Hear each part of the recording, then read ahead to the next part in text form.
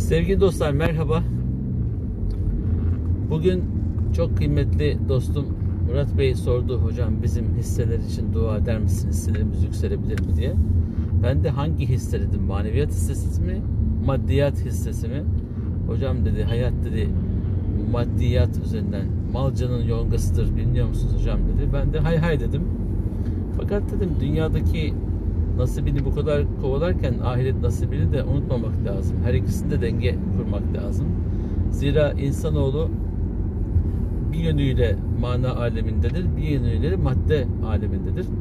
Madde ve mana baş başa olmazsa bu her iki tarafa da yoğun bir şekilde koşuşturmak insanın bağlantıda olduğu, içinde yaşadığı dünyada sıkıntıya bırakır kendini.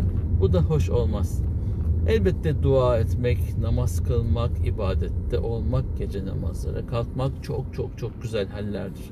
Fakat dünyadaki nasibini unutma derken Allah Teala Peygamberimiz Efendimiz Aleyhisselatü Vesselam'a dünyada çalışmak, gayret etmek, ilimle, bilgiyle, ticaretle, cemiyetle, insan ilişkileriyle ilgili bütün diyaloglarımızı, bütün bağlantılarımızı da en güzel şekilde kurmak durumundayız.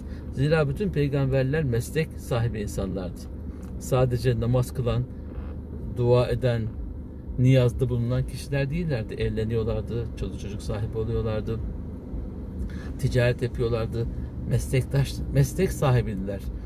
Marangoz olan, terzi olan, koyun, hayvan işiyle meşgul olan Efendimiz Aleyhisselatü Vesselam bizzat kervanlarla uluslararası ticaret yapan bir peygamberdi. Efendim, hoca ticaret yapar mı diyorlar. Ya hocanın ticaret yapmayanı bize yol gösteremez ki. Ama memur imamlık yaptığınız zaman başka bir ticaretle meşgul olmanız, işten atılmanız ya da sürgün yemeniz için bir bahane konusu. Çünkü devlet memuru hiçbir şekilde başka bir işle meşgul olamaz.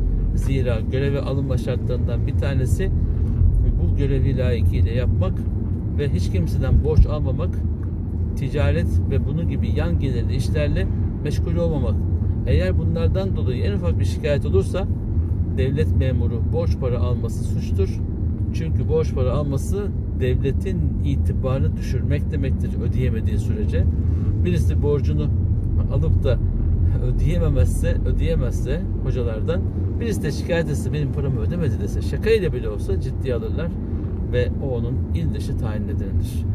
Halbuki ticareti yapmayan, pratik zeka sahibi olmayan, ticaretle meşgul olmayan hocaya İslam hukuku, özellikle ticaret hukuku ile ilgili hiçbir soru soramayız. Çünkü hayatın içindeki hallerden haberdar olmaz. Şimdi Murat kardeşimin hisse senedinin gerçekten piyasa değeri, hisse senedi, borsa oynamak caiz midir, değil midir? Niye buraya para yatırdın? Yatırdıysan neyi haramdır, neyi helaldir? Bu bağlamda sorduğu soruların cevabını bulamaz hoca ticaret yapmıyorsa. Çünkü alışveriş bilmeyen, parayı tanımayan ticaretle ilgili fetvayı veremez. Efendim, öğreniriz, bir şey olmaz. Kitaptan okuruz, söyleriz. Kitaptan okuduğunuz bilgi 10 yıl önce, 20 yıl önceki ticari hayatın prensiplerini, protokollerini barındırıyorsa bu yeterli bir neden olmayabilir. Zira 2021 dünya ticaretinde hayat online hizmetlerle beraber o kadar hızlandı, o kadar arttı ki her şeyin online servisi bu kadar hızlı bir şekilde yayılmışken online hizmetler ürün gamından, online hizmet sistemlerin içerisinden fetvaları üretmek gerekir. Fetva demek o alanda bilgi sahibi olup vaka çalışmasını yaptıktan sonra ihtiyaç sahibine doğru bilgiyi en doğru şekilde aktarabilme servisidir.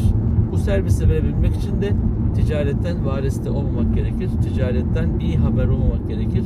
Bizatihi ticaretin içinde olup parayı ortaya koyup, sermayeyi ortaya koyup emek, sermaye bütünlüğü ya da her ikisini birden içinde barındırarak kaybetme ve kazanma hususunu aynı anda yaşayabilmiş birisinin verebilme içtihat hükmüdür.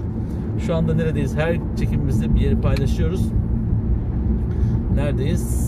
Sarıyer'e doğru muhteşem bir ağaçlı yoldan Maslak'tan Sarıyer'e doğru iniyoruz. Çok sevgili bir dostumuzun kıymetli yeğeni evlenecek, nasip olursa o düğün mahalline doğru gidiyoruz. Ama sohbetimiz, muhabbetimiz devam ediyor. Araba sohbetleri ilk günkü heyecanıyla sizlerle buluşuyor.